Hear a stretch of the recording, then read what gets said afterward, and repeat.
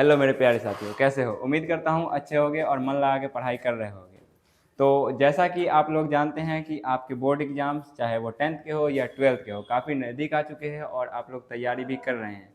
और इसी तैयारी को और बेहतर बनाने के लिए हम लेके आए हैं आपके सामने द सुदर्शन बैच, जिसमें आपको कंप्लीट तैयारी करवाई जाएगी, वो भी 30 दिन के भीतर।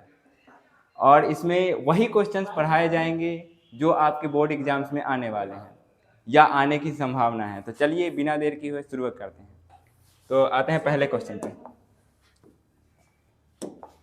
तो पहला क्वेश्चन, लेड नाइट्रेट को गर्म करने पर प्राप्त होने वाला गैसीय उत्पाद है। यानी कि क्वेश्चन ये कहना चाह रहा है कि लेड नाइट्रेट को गर्म करने पर प्राप्त होने वाला उत्पाद क्या है।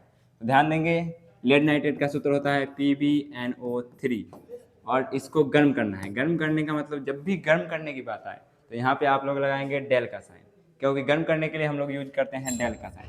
तो जब भी लेड नाइट्रेट को गर्म करेंगे तो यहाँ पे लेड अलग हो जाएगा, इसके साथ नाइट्रोजन डाइऑक्साइड गैस बनेगी और इसके साथ ऑक्सीजन गैस भी बनेगी। तो ध्यान रखिए, इस ऑप्शन से जो भी मैच कर रहा होगा वही आंसर होगा।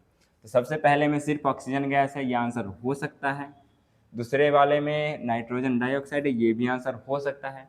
तीसरे वाले में नाइट्रोजन डाइऑक्साइड तो है परंतु साथ में नाइट्रोजन गैस भी है, जो कि आंसर नहीं हो सकता। इसके बाद ऑप्शन डी, नाइट्रोजन डाइऑक्साइड भी है और ऑक्सीजन भी है, यानी कि ये भी आंसर हो सकता है। अब ध्यान से देखेंगे तो ये सबसे ज़्यादा सटीक है, यानी कि ये आंसर होगा, बाकी दो आंसर नहीं होंगे। तो हमारा सही आंसर होगा डी, NO2 और साथ में O2। सही आंसर है डी, NO2 और O2। चलिए चलते हैं अगले के प्रश्न।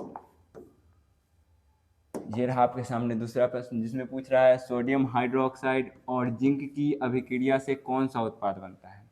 कहने का मतलब, जब सोडियम हाइड्रोक्साइड, इसका सूत्र होता है NaOH, की अभिक्रिया जिंक से करवाएंगे तो क्या बनेगा। तो ध्यान देंगे, जब सोडियम हाइड्रोक्साइड की अभिक्रिया जिंक से करवाएंगे तो Na2ZnO2 बनेगा और साथ में हाइड्रोजन गैस भी मुक्त होगी। तो ये Na2ZnO2 जहाँ भी मिले वही हमारा आंसर होगा। ध्यान देंगे, पहले वाले में Na2 नहीं है, ये हमारा आंसर नहीं होगा।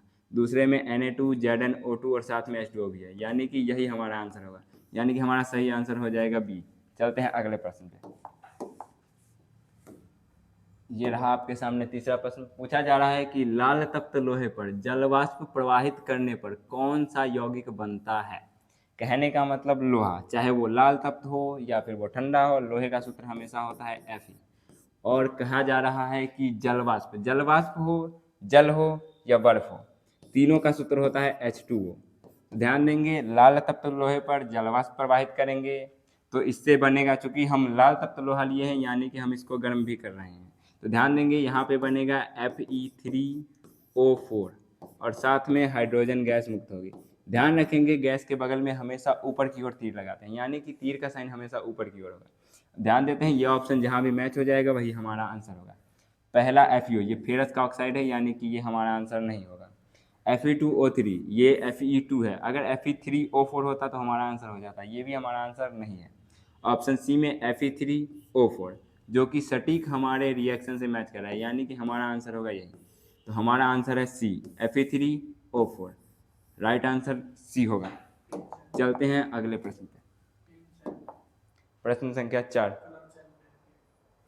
प्रश्न संख्या 4 पूछा जा रहा है कि हमारे शरीर में भोजन का पाचन किस प्रकार की अभिक्रिया है। कहने का मतलब, जब हम भोजन कर रहे हैं वो जब हमारे शरीर में जाता है तो वो अंदर पचता है, तो इसकी पाचन की अभिक्रिया कौन सी होगी। तो ध्यान से देखिए, जब हम भोजन करते हैं तो वो होता है कार्बोहाइड्रेट, कार्बोहाइड्रेट। और जब ये कार्बोहाइड्रेट टूटता है तो इससे बनता है सुक्रोज। सही से लिख देते हैं, सुक्रोज। जब ये सुक्रोज टूटता है तो इससे बनता है ग्लूकोज, और जब ये ग्लूकोज टूटता है तो इससे बनता है एनर्जी। तो ध्यान देंगे, क्योंकि हम देख रहे हैं कि कार्बोहाइड्रेट के टूटने से सुक्रोज बन रहा है, सुक्रोज के टूटने से ग्लूकोज बन रहा है, ग्लूकोज के टूटने से ऊर्जा बन रही है, यानी कि यहाँ पे लगातार टूट ही रहा है, यानी कि हमेशा अपघटन ही हो रहा है। तो हमारा राइट आंसर हो जाएगा ए, अपघटन अभिक्रिया। बाकी अगर अपघटन अभिक्रिया ऑप्शन में ना हो तो आप ऑक्सीकरण मार सकते हैं, लेकिन तब जब अपघटन अभिक्रिया ऑप्शन में ना हो। क्योंकि ध्यान देंगे, जब भी हम भोजन करते हैं तो भोजन करने के बाद इसे पचाने के लिए ऑक्सीजन की भी ज़रूरत होती है, क्योंकि ऑक्सीजन अगर ग्लूकोज को नहीं मिलेगा तो ये एनर्जी नहीं बना पाएगा। तो ध्यान रखेंगे, भोजन को पचने के लिए ऑक्सीजन की ज़रूरत होती है, लेकिन वो तब जब ग्लूकोज को टूटना होता है। तो अगर अपघटन ना हो तो आप ऑक्सीजन मार सकते हैं, लेकिन यहाँ पे सही आंसर हो जाएगा अपघटन अभिक्रिया, जो कि है ऑप्शन ए में। चलते हैं अगले प्रश्न पे। ये रहा प्रश्न संख्या 5। पांचवा प्रश्न आपके सामने पूछा जा रहा है कि नींबू में कौन सा अम्ल पाया जाता है। यहाँ पे आप दो बातें ध्यान रखेंगे, पहला नींबू और दूसरा संतरा। चाहे नींबू पूछे या संतरा पूछे, दोनों में एक ही अम्ल पाया जाता है जिसका नाम है सिट्रिक अम्ल।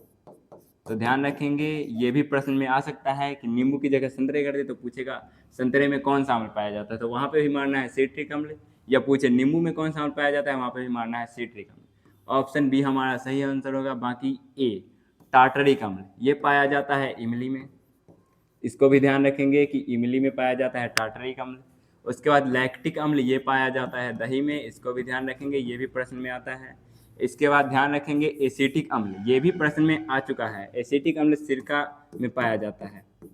तो ध्यान रखेंगे चारों का चारों, नींबू में अगर पूछे तो सिट्रिक अम्ल, अगर टार्टरिक अम्ल का पूछे तो इमली में, अगर लैक्टिक अम्ल पूछे तो दही में, अगर एसिटिक अम्ल पूछे तो सिरका में। चलिए चलते हैं अगले प्रश्न पे।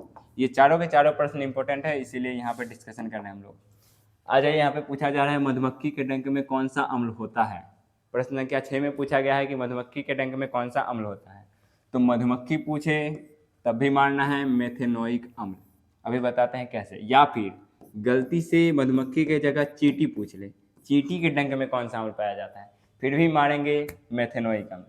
सॉरी, एथेनोइक अम्ल में लग गया, मेथेनोइक अम्ल, ठीक है। तो ध्यान रखेंगे, चींटी हो या मधुमक्खी हो, इसके डंक में पाया जाता है फॉर्मिक अम्ल। चूँकि ये अपना साधारण नाम है, इसीलिए हम लोग इस नाम को यूज नहीं करते हैं, इसी का IUPAC नाम होता है मेथेनोइक अम्ल। तो ध्यान रखेंगे, फॉर्मिक अम्ल हो ऑप्शन में या मेथेनोइक अम्ल हो, वो पाया जाता है मधुमक्खी या चींटी के डंक में। दोनों प्रश्न याद रखेंगे, मधुमक्खी के डंक में भी पूछता है और चींटी के डंक में भी पूछता है। ये प्रश्न काफ़ी इंपॉर्टेंट है एग्जाम के दृष्टिकोण से। चलिए चलते हैं अगले प्रश्न। अगला प्रश्न, कोई विलियन अंडे के पिसे हुए कवच से अभिक्रिया कर एक गैस उत्पन्न करता है जो चूने के पानी को दूधिया कर देता है। इस विलियन में क्या होगा। सबसे पहले अंडे का छिलका, अंडे का छिलका होता है कैल्शियम कार्बोनेट CaCO3, और कोई विलियन है जो अंडे के पीसे हुए कवच से अभिक्रिया करके एक गैस उत्पन्न कर रहा है जो चूने के पानी को दूधिया कर दे रहा है। दूधिया करने के लिए हमेशा एक ही गैस उपयोग होता है, जब चूने के पानी के दूधिया करने के बात आए तो सिर्फ CO2 गैस। यही एक ऐसा गैस है जो चूने के पानी को दूधिया कर सकता है, यानी कि हमें CO2 गैस कहीं से उत्पन्न करना होगा। तो CO2 गैस को उत्पन्न करने के लिए हम इससे कैल्शियम कार्बोनेट को हमें किसी भी अम्ल से अभिक्रिया करवाना होगा, यानी कि किसी प्रबल अम्ल से अभिक्रिया करवाना होगा। और अगर हम देखें तो NaCl ये एक लवण है, जो कि हमारा आंसर नहीं होगा। LiCl ये भी एक प्रकार का लवण है, ये भी हमारा आंसर नहीं होगा। KCl ये भी एक प्रकार का लवण है, ये भी आंसर नहीं होगा। ऑप्शन से ही हमें पता चल रहा है कि आंसर होगा बी, फिर भी देख लेते हैं रिएक्शन।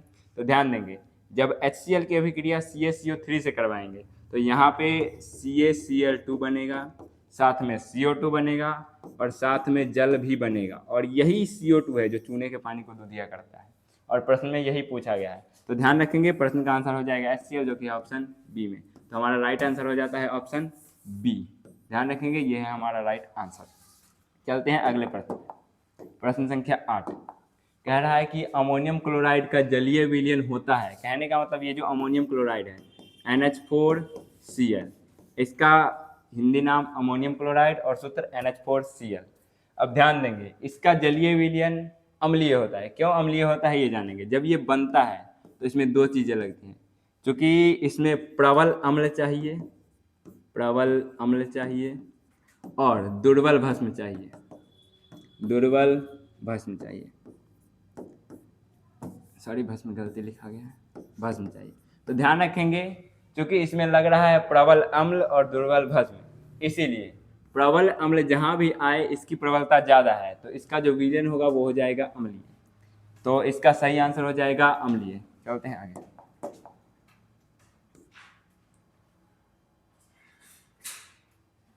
काट दे भेरी। चलिए देखते हैं अगले प्रश्न को, जो कि है 9वां प्रश्न। पूछा जा रहा है सबसे अधिक तन्य धातु कौन है। अब ध्यान देंगे, यहाँ चांदी भी धातु है, तांबा भी धातु है, एल्यूमिनियम भी धातु है और सोना भी धातु है, और सभी धातुएं तन्य होती है। यानी कि अगर ये पूछता कि तन्य धातु कौन है तो सभी धातुएं तन्य हैं, परंतु इसने पूछा कि सबसे अधिक तन्य, तो ध्यान रखेंगे सबसे अधिक तन्य होता है सोना। तन्य का मतलब होता है कि खींच के हम कितना लंबा कर सकते हैं उसे। कहने का मतलब कि इसमें सबसे ज़्यादा, चांदी से भी ज़्यादा खींच के लंबा किया जा सकता है सोने को, और सबसे लंबा तार अगर किसी धातु से बनता है तो वो है सोना। इसमें ध्यान रखेंगे कि अगर 1 ग्राम सोना मिल जाए तो उससे हम 2 किलोमीटर लंबा तार बना सकते हैं, इतनी क्षमता होती है सोने में। यानी कि सबसे अधिक तन्य कोई धातु है तो वो है सोना। चलिए चलते हैं अगले प्रश्न पे, और प्रश्न संख्या 10। प्रश्न कह रहा है कौन सी अधातु चमकीली होती है। सबसे पहला बात कि धातुएं सारी चमकीली होती है, अधातुएं सारी चमकीली नहीं होती है। कुछ ही ऐसी अधातुएं हैं जो चमकीली होती है, जैसे यहाँ देखेंगे सल्फर एक अधातु है लेकिन ये चमकीली नहीं होती है। कार्बन एक अधातु है और ये भी चमकीली नहीं होती है। आयोडीन ही एकमात्र ऐसी अधातु है जो चमकीली होती है। तो ध्यान रखेंगे इसका आंसर हो जाएगा ऑप्शन सी, आयोडीन। अब ध्यान आपको ये देना है कि यहाँ पे क्या पूछ रहा है। अगर अधातु पूछ रहा है तभी आयोडीन मार के आएंगे, बाकी अगर धातु पूछे तो सभी धातुएं चमकीली होती है। ध्यान रखेंगे। चलते हैं अगले प्रश्न पे।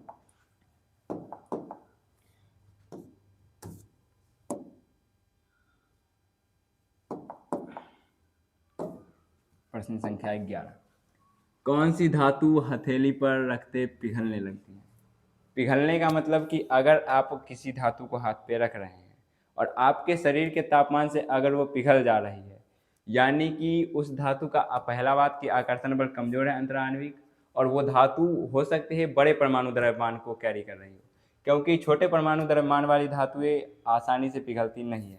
तो देखेंगे इसमें लिथियम। लिथियम एक धातु है जिसे क्षारीय धातु भी कहते हैं, और ये पिघलती नहीं है हथेली पर धरने से। सोडियम एक धातु है, अगर इसे आप हथेली पर धरते हैं तो हाथ के जलने का खतरा है, क्योंकि सोडियम अगर खुली वायु में आएगी तो ये वायु से अभिक्रिया करती है जिससे खतरनाक विस्फोट भी हो सकता है।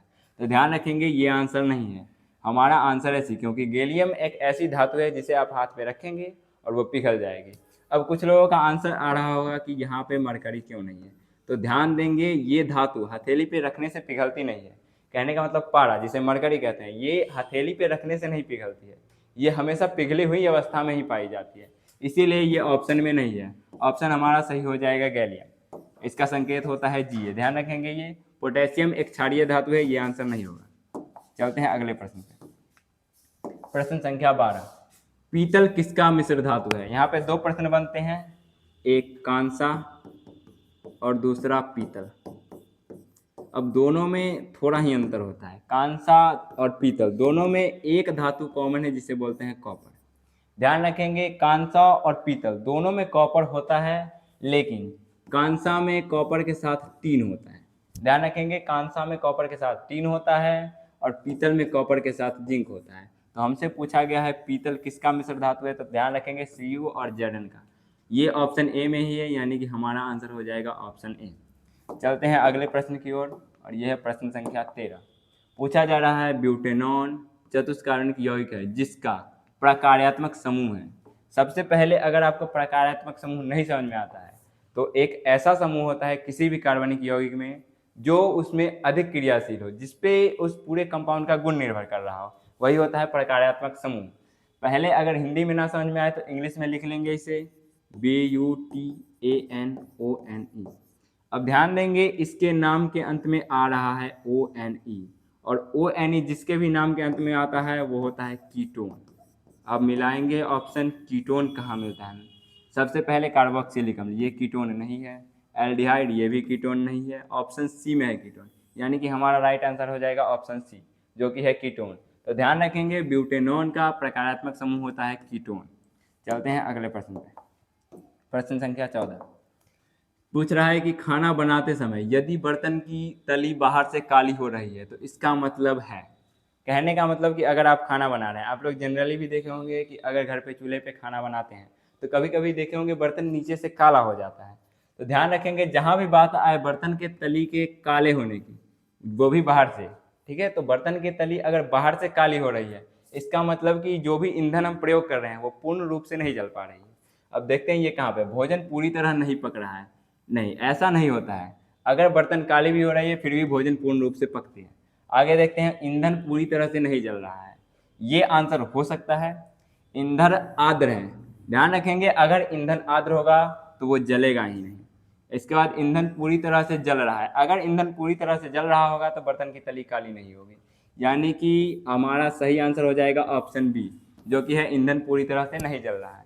तो ध्यान रखेंगे, जब भी ईंधन पूरी तरह से नहीं जल रहा होगा तो बर्तन की तली काली हो जाएगी। तो ऑप्शन बी होगा राइट आंसर। चलते हैं अगले प्रश्न पे। प्रश्न संख्या 15 पूछ रहा है सिरका में कौन सा कार्बनिक अम्ल पाया जाता है। सबसे पहले हमने अभी पीछे बताया है सिरका में पाया जाता है एसिटिक अम्ल, अगर नहीं पता हो तो जान ले, एसिटिक अम्ल। अब चूंकि यहाँ पे ऑप्शन में एसिटिक अम्ल नहीं है तो ये एथेनोइक अम्ल का दूसरा नाम होता है, एथेनोइक अम्ल। एथेनोइक अम्ल ही एसिटिक अम्ल होता है। तो देखेंगे एथेनोइक अम्ल कहाँ पे है, तो ऑप्शन ए में एथेनोइक अम्ल नहीं है, ऑप्शन बी में भी एथेनोइक अम्ल नहीं है, ऑप्शन सी में है एथेनोइक अम्ल, यानी कि हमारा राइट आंसर हो जाएगा ऑप्शन सी। ध्यान रखेंगे, तो सिरके में पाया जाता है एथेनोइक अम्ल या एसिटिक अम्ल, दोनों एक ही हैं। ये साधारण नाम है एसिटिक अम्ल और IUPAC नाम है एथेनोइक अम्ल। चलते हैं अगले प्रश्न पर। प्रश्न संख्या 16 एथेन का आणविक सूत्र C2H6 है, इसमें है पूछा जा रहा है कि कितने आवंत हैं। तो सबसे पहले आवंत गिनने के लिए हमें संरचना बनानी होगी, तो बना लेते हैं संरचना। C2H6 पहला कार्बन दूसरा कार्बन, क्योंकि दुगुने से दो ज़्यादा है हाइड्रोजन, यानी कि हर जगह एकल बंध लगेगा। पहले इसकी संरचना बनाते हैं, हर जगह एक एक हाइड्रोजन। अब ध्यान से देखिए, इस कार्बन के भी 4 संयोजकता पूरी है और इस कार्बन की भी 4 संयोजकता पूरी है, यानी कि ये मैक्सिमम बॉन्ड्स है जो बन सकते हैं इस C2H6 में। अब गिन लेते हैं इसमें कितने सहसंयोजक बंध है। ये रहा पहला सहसंयोजक बंध, ये दूसरा, ये तीसरा, चौथा, इधर पांचवा, इधर छठा और ये रहा सातवां। तो कुल मिला के 7 सहसंयोजक बंध है, जो कि ऑप्शन बी में है। तो ध्यान रखेंगे C2H6 जिसका नाम है एथेन, इसमें होता है 7 सहसंयोजक बंध, जो कि ऑप्शन बी में है। चलते हैं अगले प्रश्न पे।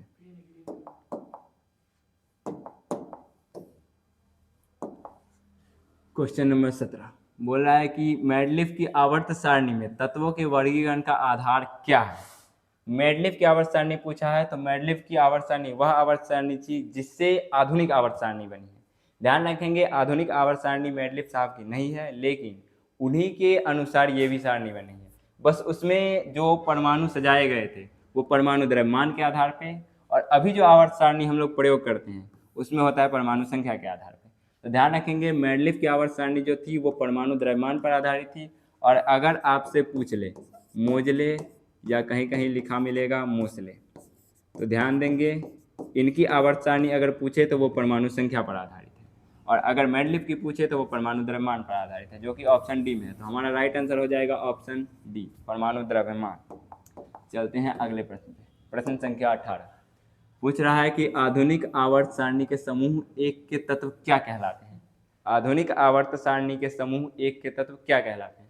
समूह एक कहने का मतलब कि जो आप आवर्त सारणी देख रहे हैं उसमें सबसे पहला जो ऊर्ध्वाधर कतार है, जिसमें सबसे पहले हाइड्रोजन आता है, उस समूह को क्या कहते हैं। तो इसमें हाइड्रोजन, लिथियम, सोडियम, पोटेशियम और भी बहुत सारे तत्व आते हैं। तो ये जो पहली लाइन है, पहली ऊर्ध्वाधर कतार है, इसको बोलते हैं क्षार धातु, इसको बोलते हैं क्षार धातु। और इसके जस्ट बगल में जो कतार है उसको बोलते हैं क्षारीय मृदा धातु। लेकिन हमसे पूछा क्या है, समूह एक, यानी कि पहले कतार को बोलते हैं क्षारीय धातु, जो कि ऑप्शन सी में है। तो हमारा राइट आंसर हो जाएगा ऑप्शन सी। चलते हैं अगले प्रश्न पे। प्रश्न संख्या 19 अष्टक का नियम किसने प्रतिपादित किया। आप लोग पढ़े होंगे, 3-4 नियम दिए गए थे आवर्त सारणी बनने से पहले। तो ध्यान देंगे, अष्टक नियम देने वाले भी उसमें एक वैज्ञानिक है। पहला है डोवे राइनर। डोवे राइनर ने अष्टक नियम नहीं दिया था, न्यूलैंड्स ने दिया था अष्टक नियम, तो जो कि ये ऑप्शन में है, लेकिन बाकी सब के बारे में भी जान लेते हैं। डोवे राइनर साहब ने एक नियम दिया था जिसका नाम था त्रिक। इसमें उन्होंने 3-3 तत्वों का जोड़ा लगाया था, जबकि न्यूलैंड साहब जब आए तो इन्होंने दिया अष्टक नियम। इसमें उन्होंने कहा कि जो पहला तत्व होगा वो 8वें तत्व के जैसा होगा, इसी नियम का नाम था अष्टक नियम। इसके बाद आते हैं मेडलिफ साहब, जिन्होंने परमाणु द्रव्यमान के आधार पे अपनी आवर्त सारणी बताई, जिसमें कुछ कमियां निकली, जिसके कारण उस आवर्त सारणी को गलत कर दिया गया।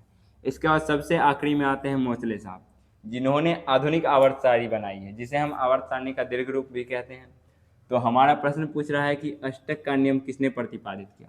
तो आप लोग अष्टक का नियम बताएंगे न्यूलैंड्स ने। अष्टक के नियम में न्यूलैंड्स। अगर आधुनिक आवर्त सारणी पूछा जाए तो बताएंगे मोसले। अगर परमाणु द्रव्यमान पर आधारित आवर्त सारणी पूछा जाए तो मैडलिव। अगर त्रिक नियम पूछा जाए तो डोबेराइनर। लेकिन फिलहाल हमारे क्वेश्चन का आंसर होगा न्यूलैंड्स, क्योंकि इन्होंने ही दिया था अष्टक नियम, जो कि ऑप्शन बी में है। तो राइट आंसर ऑप्शन बी हो जाएगा। चलते हैं अगले प्रश्न पे। प्रश्न संख्या 20। आवर्त सारणी के किसी आवर्त में बाएं से दाएं जाने पर परमाणु त्रिज्या। अब ध्यान देंगे, जब भी हम बाएं से दाएं की बात करते हैं यानी कि क्षैतिज कतारों में हम चल रहे हैं बाएं से दाएं। और एक बात हमेशा ध्यान रखेंगे कि अगर हम लेफ्ट टू राइट जा रहे हैं तो परमाणु का आकार घटेगा। और अगर परमाणु का आकार घटेगा तो त्रिज्या भी घटेगी। और यही प्रश्न पूछ रहा है कि आवर्त सारणी के किसी आवर्त में बाएं से दाएं जाने पर परमाणु त्रिज्या क्या होता है। तो घटती है। ऑप्शन नंबर ए में ही आंसर है, तो ऑप्शन ए हो जाएगा सही आंसर।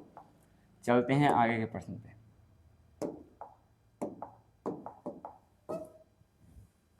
प्रश्न संख्या 21।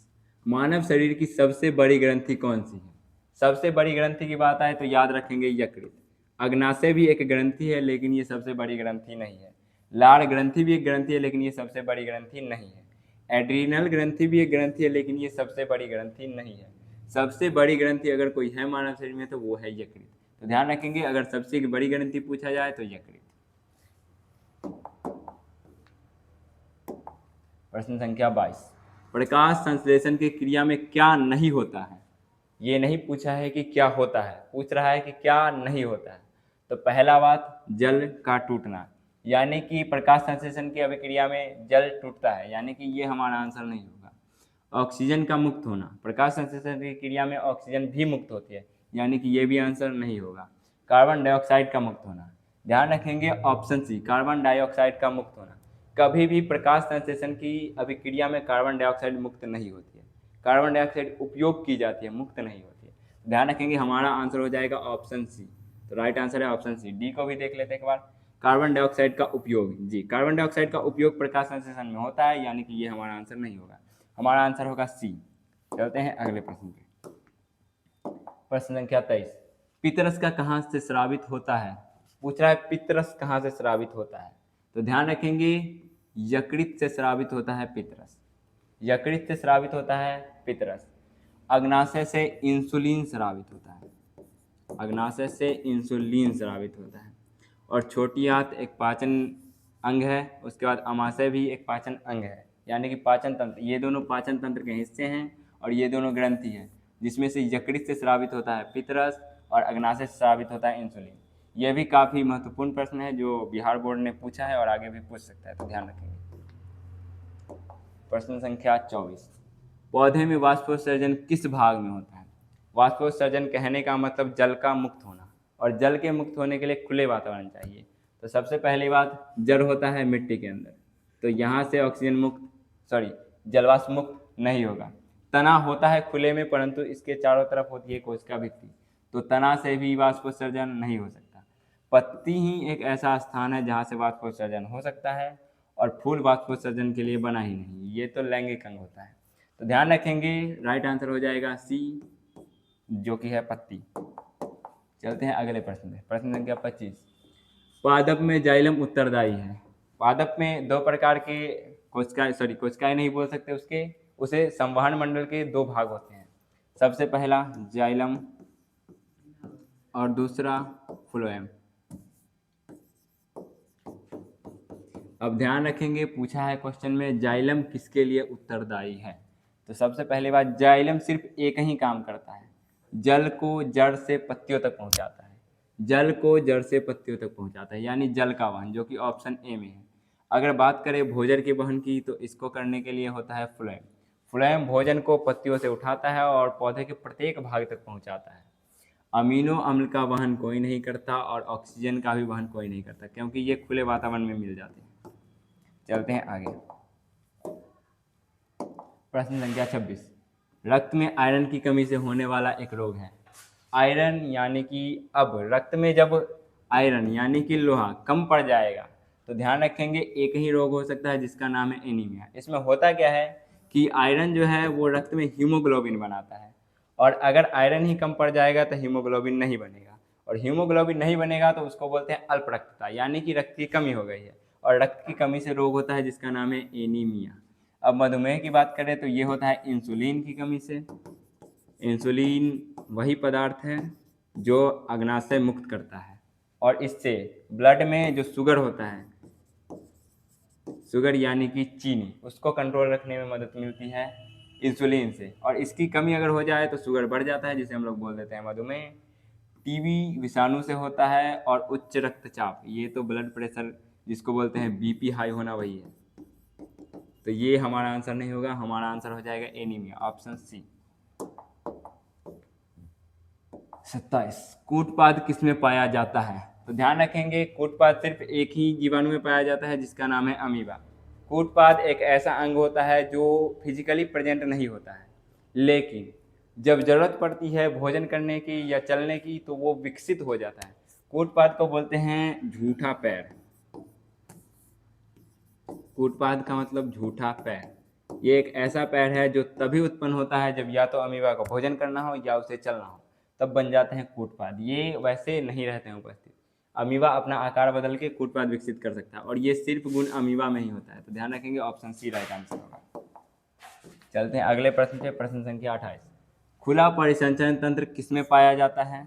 तो खुला परिसंचरण तंत्र पाया जाता है कीटों में, और स्तनधारियों में पाया जाता है बंद परिसंचरण।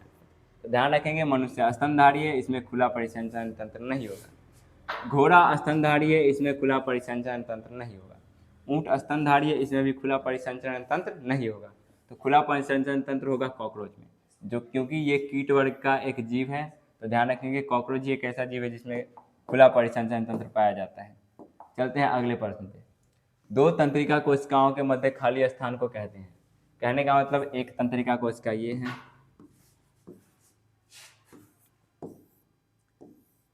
और इसके बाद फिर यहाँ पे आके एक और तंत्रिका कोशिका जुड़ेगी। तो ये जो दो तंत्रिका कोशिकाएं हैं, इसके बीच जो खाली स्थान है उसको हम लोग बोलते हैं सिनेप्स। ध्यान रखेंगे तंत्रिका कोशिका के बीच के खाली स्थान को बोलते हैं सिनेप्स। और एक्सॉन होता है तंत्रिका कोशिका का ये सबसे लंबा भाग, जिसे अक्ष बोलते हैं। इसके बाद द्रुमिका, यहाँ पे छोटी छोटी किस्काएँ टाइप की निकली होती है जिसे बोलते हैं द्रुमिका। उसके बाद आवेग एक प्रकार का संवेग है, एक प्रकार का इलेक्ट्रॉनिक कह सकते हैं उसको कि संकेत है, जिसे आवेग बोलते हैं हम लोग। और यही आवेग है जिसके माध्यम से अगर पैर में कांटा गड़े तो दिमाग को पता चलता है कि पैर में कांटा चुभ चुका है। चलिए चलते हैं अगले प्रश्न पर, और ये अंतिम प्रश्न है आज का। मस्तिष्क का कौन सा भाग शरीर की स्थिति तथा संतुलन का अनुरक्षण करता है? स्थिति और संतुलन बोले तो कौन है जो शरीर को पूर्ण रूप से संभाल रहा है? तो ध्यान रखेंगे अनुमस्तिष्क शरीर को संभालता है, मध्य मस्तिष्क सिर्फ देखने के लिए जिम्मेवार है। कहने का मतलब आंखें जो देखती है उसका संकेत मध्य मस्तिष्क को मिलता है, और इसके हिसाब से उसे वो शरीर को वो संभालता है। अगर अग्र मस्तिष्क का बात करें तो अग्र मस्तिष्क सोचने के लिए जिम्मेवार है। कहने का मतलब अगर आपको मैथ बनाना है, मैथ में जो कैलकुलेशंस होंगे वो सब अग्र मस्तिष्क करेगा। अगर आप किसी चीज़ को देख रहे हैं और उसके हिसाब से अपने आप को एडजस्ट कर रहे हैं तो वो मध्य मस्तिष्क कर रहा है। और अगर पूरे शरीर को संभालने की बात हो तो वो अनुमस्तिष्क कर रहा है, जो कि हमारा क्वेश्चन भी है कि कौन सा भाग शरीर को संतुलित करता है और स्थिति को संतुलित करता है। तो ध्यान रखेंगे इसका आंसर हो जाएगा ऑप्शन सी। और आज के प्रश्न हो चुके हैं ख़त्म। इसी प्रकार के प्रश्न से जुड़े रहने के लिए स्पार्क एकेडमी को सब्सक्राइब कीजिए और बेल आइकन को भी ऑन कर दीजिए, ताकि जो भी क्लास आएंगी चाहे वो लाइव हो या रिकॉर्डेड हो सब आपके पास पहुंच जाएंगे। धन्यवाद।